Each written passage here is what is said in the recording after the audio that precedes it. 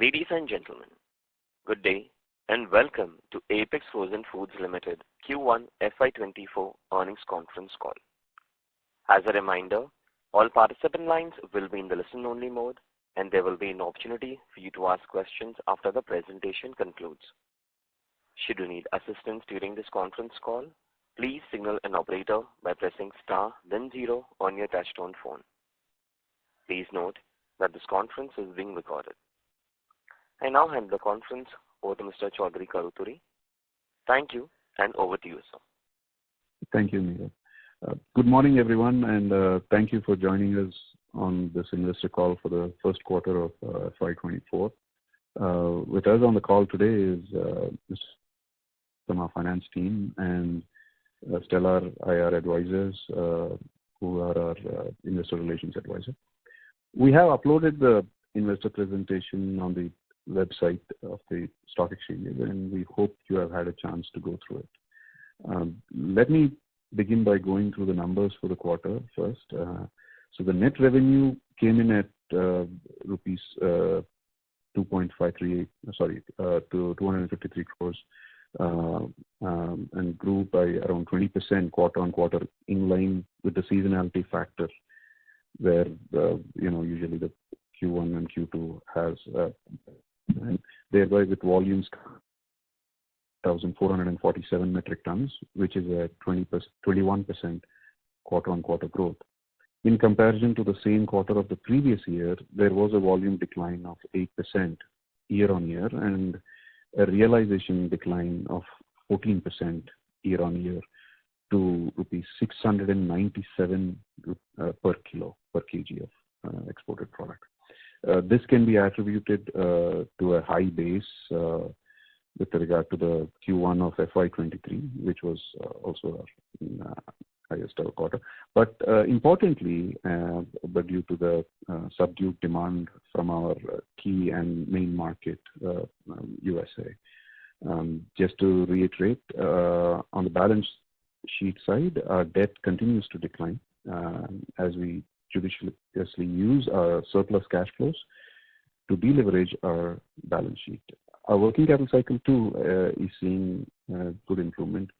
The achievement underscores our commitment to improving our financial health and, of course, underscores our prudent management of resources. With regard to the demand centers from our company, the US food at home inflation and food outside home inflation numbers remained pretty high.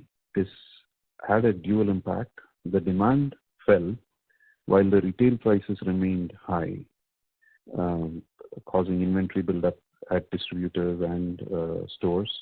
Based on the customers, we understand that the promotional activities by retail and food service companies are being carried out, albeit gradually, to reduce the high cost inventory that they were carrying from the past.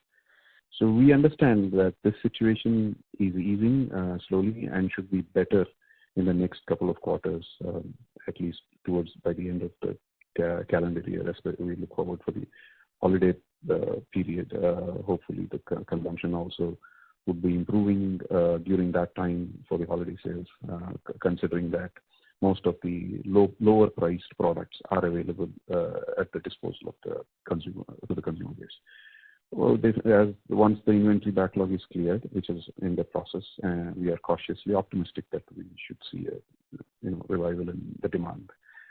As a result of the slowdown in USA, our exports to China increased, and therefore our overall realizations saw a decline, since the margins on our Chinese exports are relatively lower considering the nature of products that we ship to the market, Chinese market, sorry.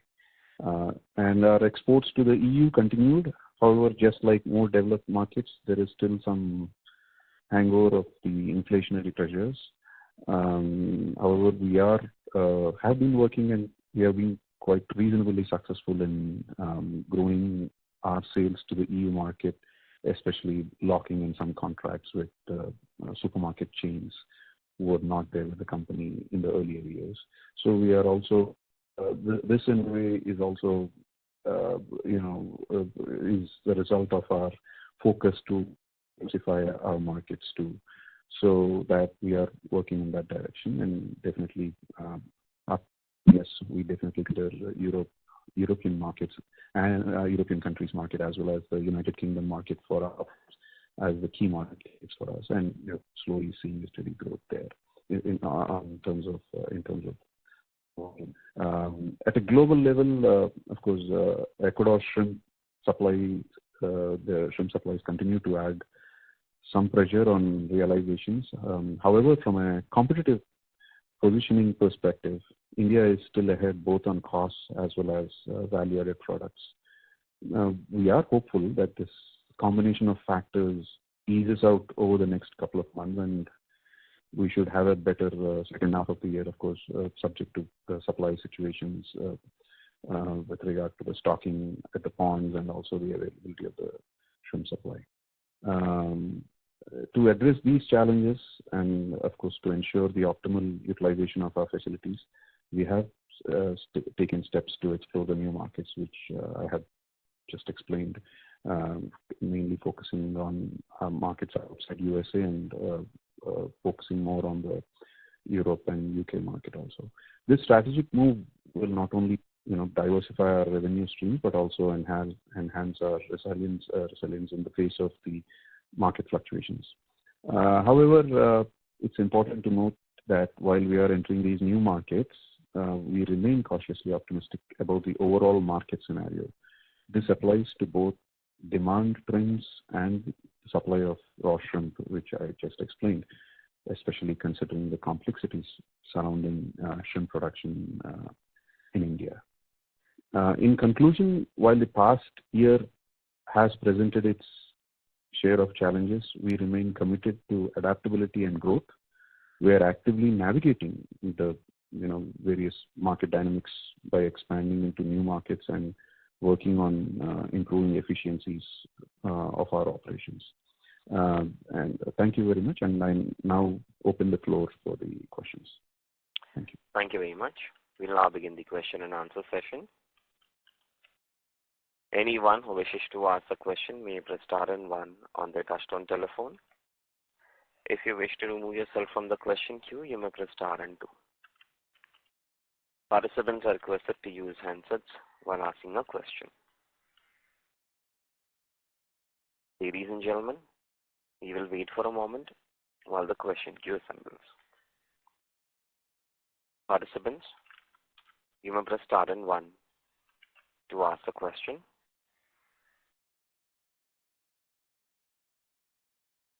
The first question is from the line of Yogansh Jeswani from Mittal Analytics. Please go ahead. Hi, sir. Thanks for the opportunity. Am I audible? Yes, please. Yes. We had been working on expanding our RTE capacity by 5,000 metric tons.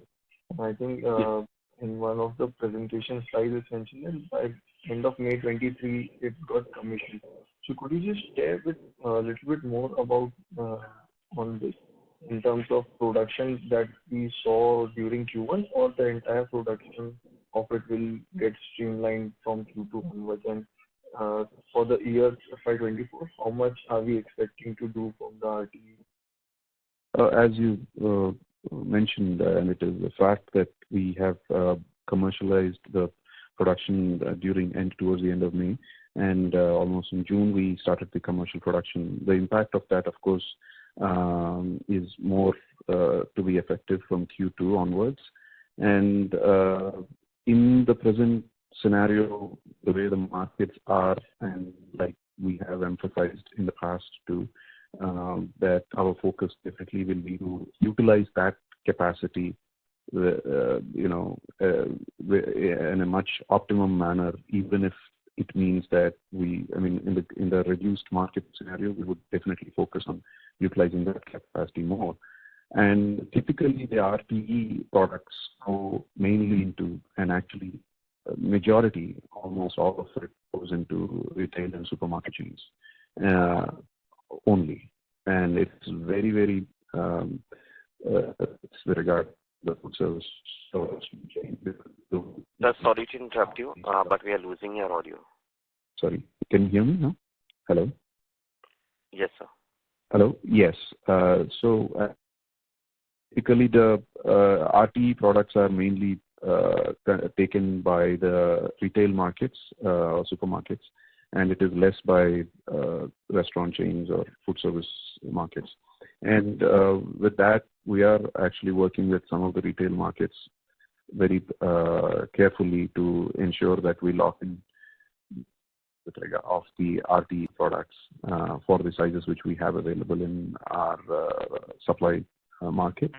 And we are confident of using them. In fact, as I said, the focus is also to use that mostly, even in a reduced scenario, we want to do, and that is how the present situation also is that the orders what we are taking are mostly pertaining to RTE. Thereby, we can increase not only the production of those and not only utilizing the capacity, but also the expanded capacity of the 5,000 additional 5,000, making it totally 10,000 metric ton capacity, but also earning better value for that product or for the production whatever we are doing. And and we are also now more confident. We just understand that the EU market also is opening up because in context to RTE, for the past 3 years, we were disabled literally. We were handicapped to supply to the EU market, and now we have some positive news that they are going to approve our new facility too. So that way, that is very positive news for us, for our company as such, so that we can also tap that market, which even though it is our next biggest market after the US, we could not do any of the RTE.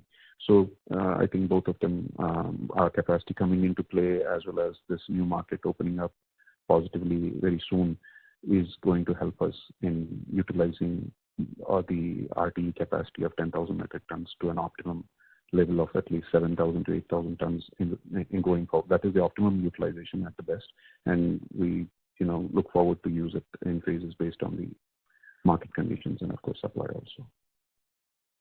All right. So the approval that you just mentioned about from the European Union market, any timelines on that? By when do we expect to get this approval? We were actually waiting for it for the past 2 years, literally, actually more than 2 years. But we just had a report which got released from them, and the EU, we got information that they have seen the positives of the systems in India, and they are now with better confidence with regard to the Indian facilities, and thereby we understand that they are going to approve all those new facilities which have not been approved since end of 2019. So we until last year we didn't have any clue, but now once the report is out from them, and we expect them to go through that process very soon. And now even we are also pursuing with the Indian government. I think hopefully before the end of this Q2 or in the early part of Q3 we should have that. That's what we are positive. We are very much more positive now than earlier, because after the latest report from the EU health authorities has come up. Okay. So broadly, if we have to think about it in terms of the Indian industry, shrimp industry, how many players would you think would have an approved capacity from European Union?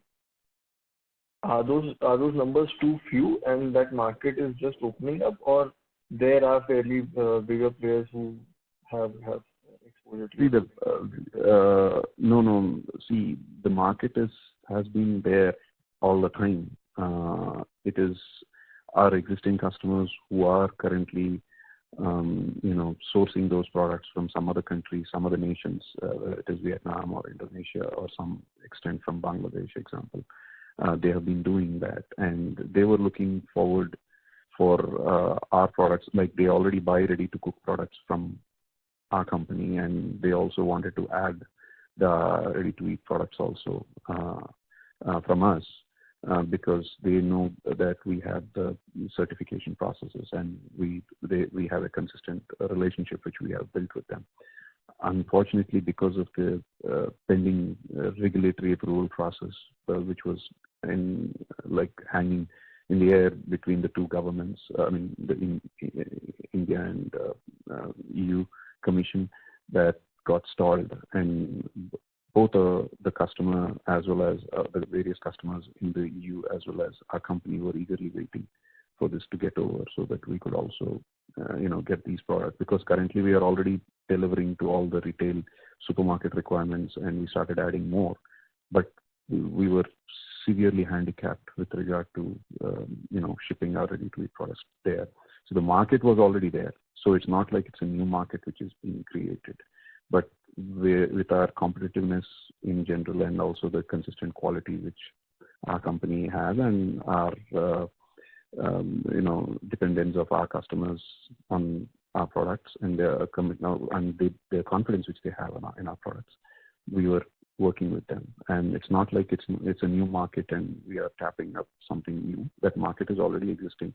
How we grow it once we start supplying to the customers is altogether a different topic. But that market is already there in the EU. Currently, the supermarkets are already holding cooked products or ready-to-eat products from other markets, other supplying nations actually. I agree with you, sir, that European market exists. What I meant to ask was, in terms of Indian suppliers, how many Indian facilities would be out there who are approved by European Union for RTE products? Most of the supply. Yeah, ready to eat. I think maybe almost around 40 to 50. Maybe I'm just giving a ballpark number, but they were there even before 2019.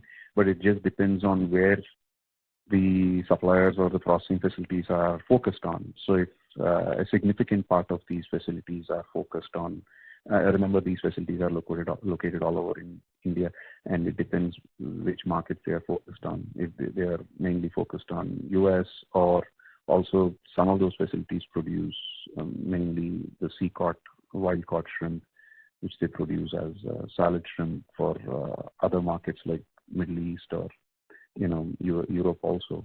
But when it comes to aquaculture products from Vaname and say black tiger to a certain extent, I think almost now currently there should be around a little over 50 also already facilities are there. But it's just that different facilities are focused on different markets, different export markets. Okay, sir. And sir, one last question from my end, and then I'll get back in the queue.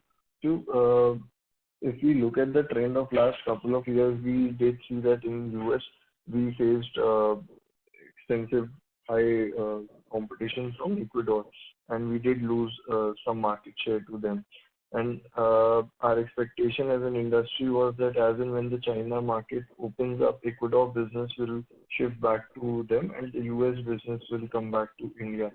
So are there any signs of that happening, or are we still seeing that Ecuador is still giving us good competition in US, given the fact that demand is still low and prices are still very competitive? The thing is, Ecuador is supplying, and they have increased their production to beyond 1 million metric tons of raw material, which is, I think they're almost looking at 1.2 to 1.5 million metric tons this year. That's what we hear from various news and articles published. At the same time, we did expect that once China opens up, Ecuador will be looking to go back to China, and we would be looking at we'll be having more space in the US. But the way things are currently, the focus is now less of how we are going to beat each other on competition basis, but the focus is more of promoting and increasing the consumption of the shrimp, for which in the recent past, there have been discussions happening of a global marketing effort between the countries of Ecuador and India and other Asian countries too. The idea is to increase the shrimp consumption now, given the new, lower cost at which the product can be purchased, and when we are comparing the amount of consumption which is happening per capita with regard to meat, I would say poultry, and where we are placed. Earlier, the pricing was quite high, at least until last year. Now, with all this new supply coming in and pricing also softening, there are discussions to actually put a joint marketing effort to overall increase the shrimp consumption. Of course, there have been, I'm just answering your question indirectly, because there have also been discussions about increasing it in India overall, but again, it takes a lot of time for India, but other countries which are already existingly consuming, it is definitely, it can be looked at. So when it comes to China, they are also actually sitting with quite good inventories, and by the way, most of the inventories, which I have also mentioned in the opening remarks, which are there in most of the importing markets, whether it is USA, Europe, or China, they are definitely all high-priced products, which we need to understand that none of the distributors or the importers or the sellers of such products in those markets are willing to just, reduce the prices because there is a new flow, or the flow of newer product which is coming at lower pricing is available. So definitely the inventories which are there were a concern, and as those inventories are getting cleared, it helps. One. Second thing is the inventories which all of them hold, most of them are higher priced, and definitely when the higher priced inventories are getting cleared, the space will be created for newer product, as well as when the newer product is coming at a lower price, whether it is from India, Ecuador, or whichever country, definitely that is going to support. And added to that, these kind of joint marketing efforts, which are in discussions, and hopefully they take place with the support and contribution of all the different producing nations. Overall consumption of shrimp is the current focus. We are looking positively at that part, but in China, currently it's still kind of slow, and this has Ecuador did shift a little bit to China, post their opening, but overall, as I mentioned earlier in the opening remarks, the inventory levels were quite high, and as they get consumed, we should see a better space made available in all these markets going forward in the next few months. At least that's what we expect big time between the holidays towards the end of this year till and when it comes to China, more than the holidays, it is the Chinese Spring Festival, which is around February, which is a big time, big period for consumption. So that's what it is. Got it. So that was really helpful, sir. And just one last thing. On the overall shrimp industry, typically Q2 is a better quarter for all the shrimp processors. So going forward, do we expect some improvement in the business, and how is the overall cropping been this quarter, and what's the trend like?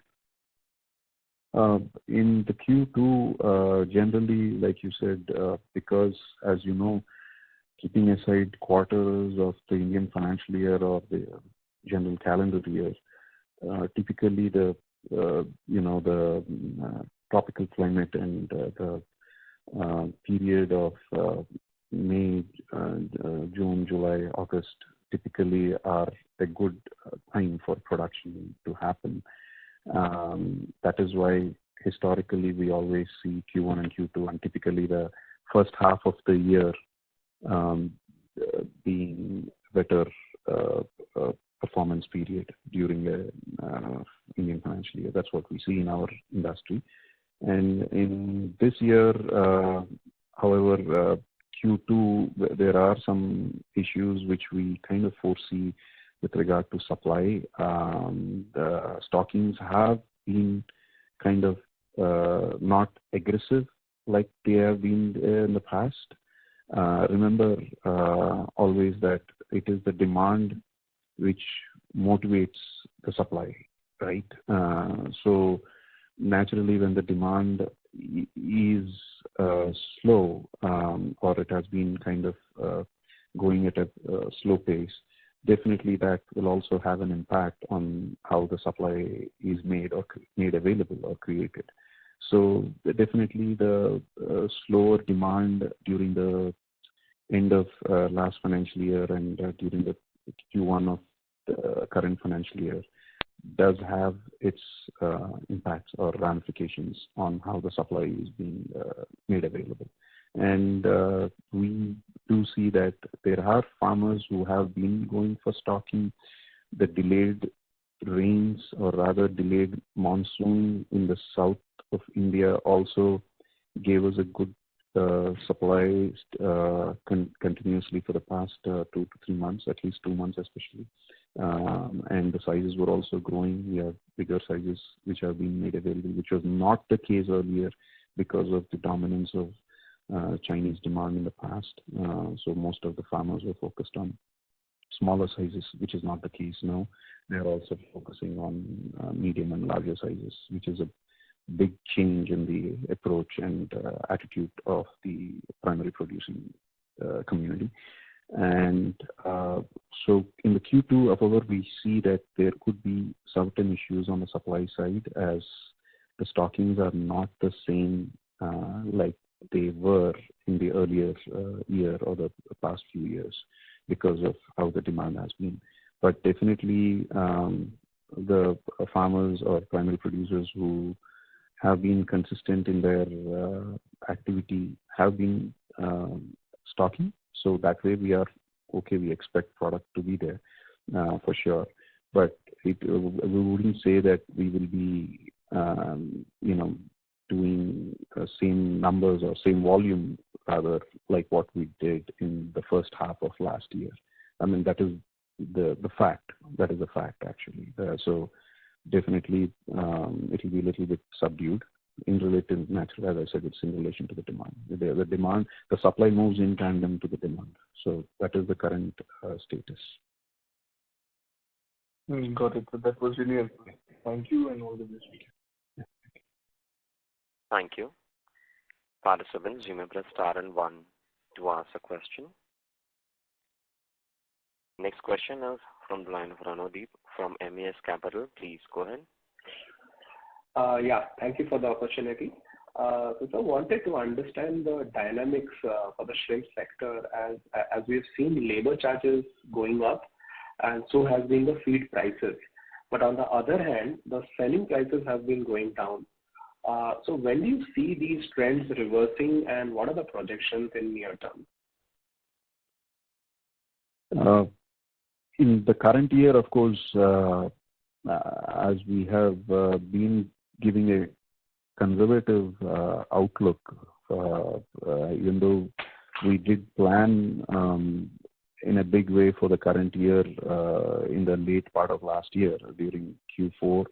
However, with the way all the inflationary pressures coming in and all the issues which have been happening in overseas markets, the demand definitely affected the selling prices naturally.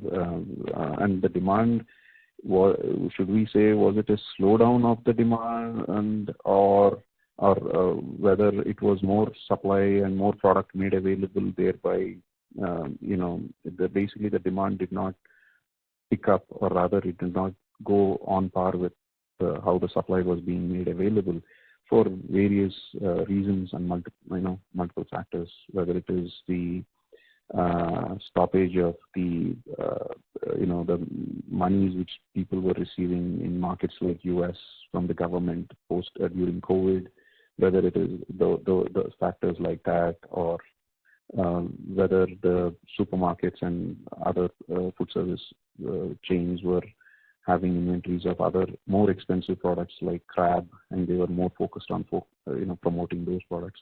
Whatever, end of the day, it did affect the demand of our products, the shrimp products, definitely, for multiple reasons. Now, when this has happened, definitely our pricing has come down.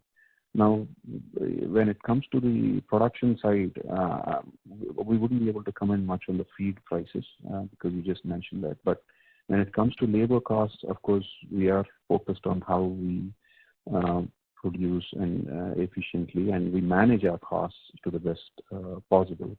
And given the scenario, the biggest affected party in the whole supply chain in the current, market trend is the primary producer, the farmer. Definitely, without the primary producer is the one who has been at least having the most part of the margin in the entire supply chain, and their margins would get affected definitely, and they are also rationalizing their costs and bringing down the way they are changing their strategies, which we did explain in the earlier Concalls too, that as the market demands, each of us, whether we as a processor and exporter or whether it is the primary producer, we all have to look at our costs and kind of bring them to a lower level.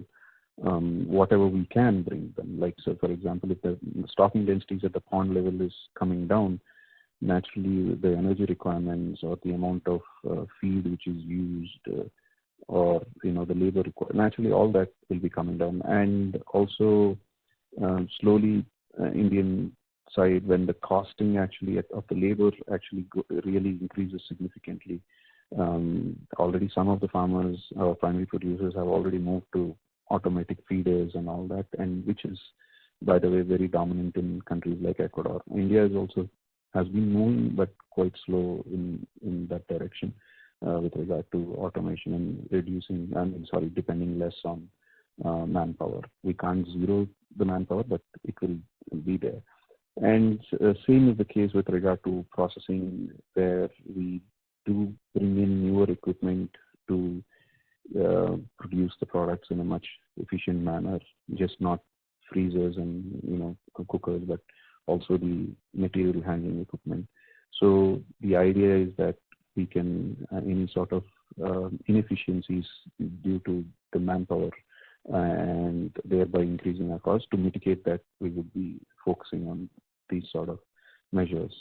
And as the demand picks up, definitely the unit value, even the farm gate prices also would be picking up. But for now, everybody has been come to an understanding that this market is to be maintaining at around these levels for the near future.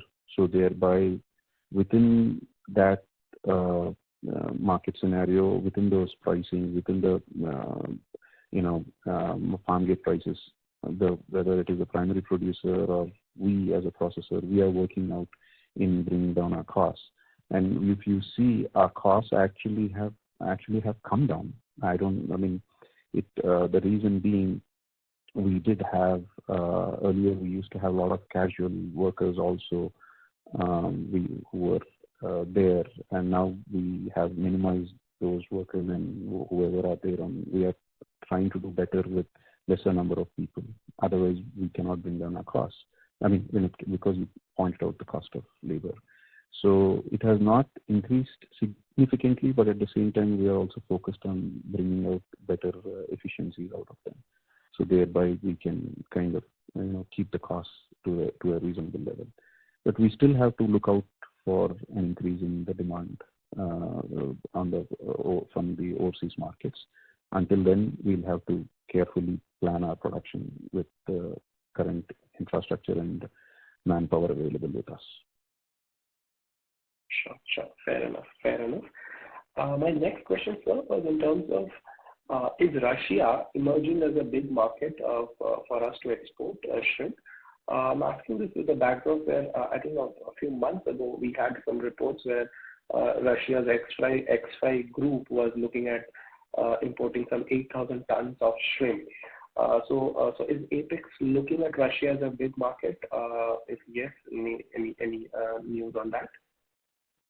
Yeah, in the case of Russia, there are certain issues with, post Ukraine war and in the present crisis with Russia. But yes, there have been inquiries from Russia, but at the same time, with the way the payment terms work, we did not really go for it in an aggressive manner. And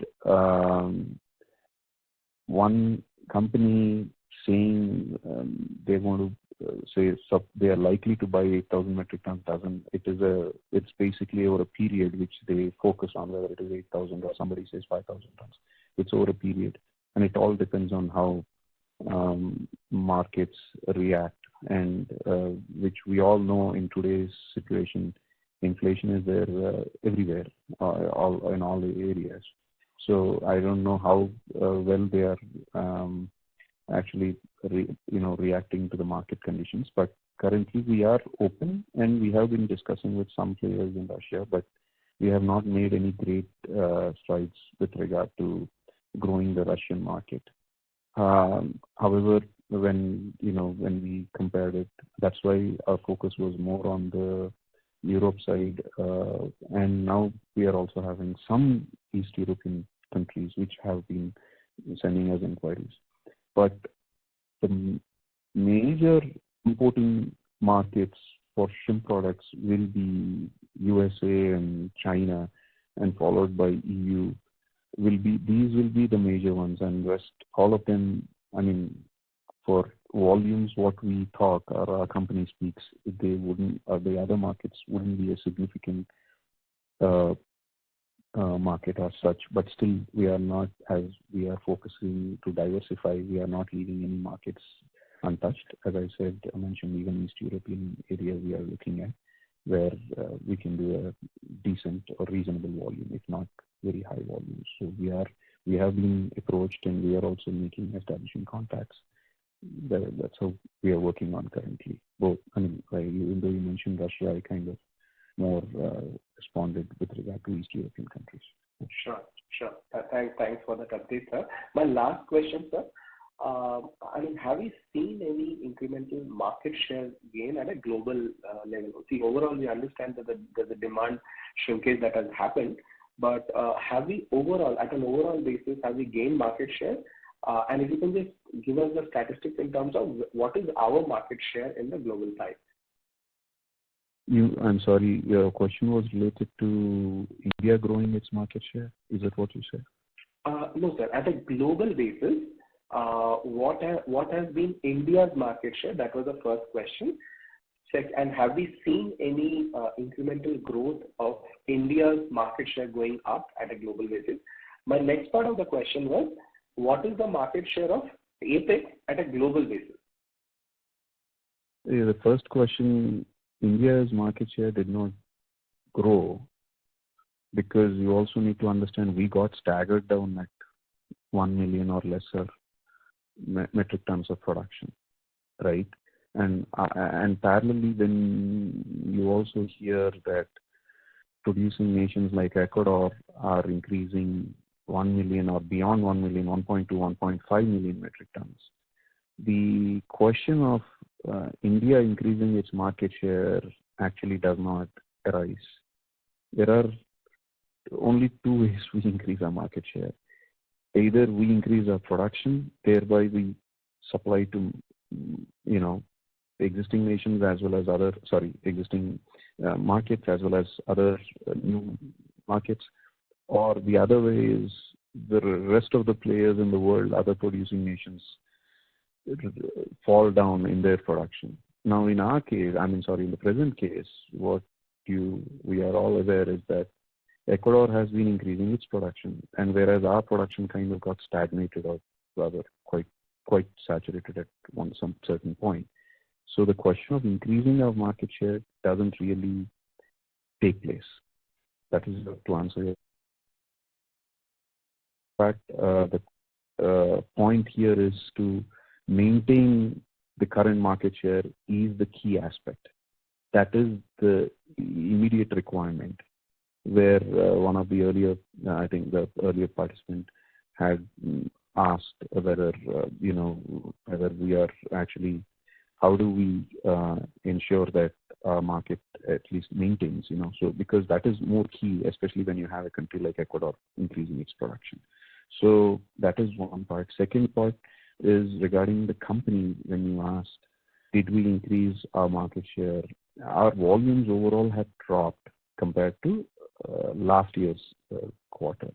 And this year, supply is also kind of slow and overall demand is slow. But however, because, say, our primary customers in US have been slow or they have not really purchased much from us, we did not stop there. So we actually, of course, we might be realizing lesser value and we might be having lesser margins when we do some products or baseline products to markets like China, or rather we do the medium-sized products to European market. We are still moving, diversifying so that at least our, fixed costs get absorbed. That is the background where our,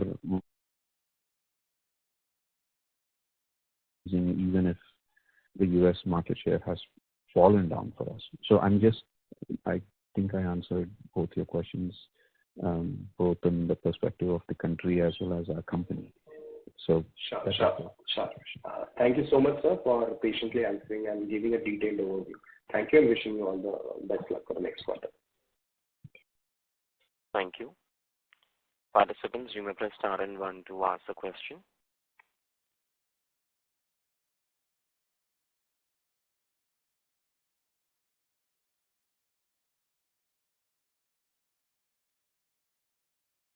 Ladies and gentlemen, you may press star and 1 to ask a question.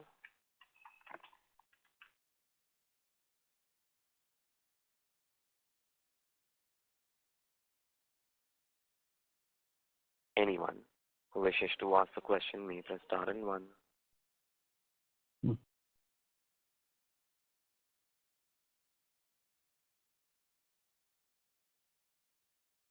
Now I'd like to hand the conference to the management for closing comments.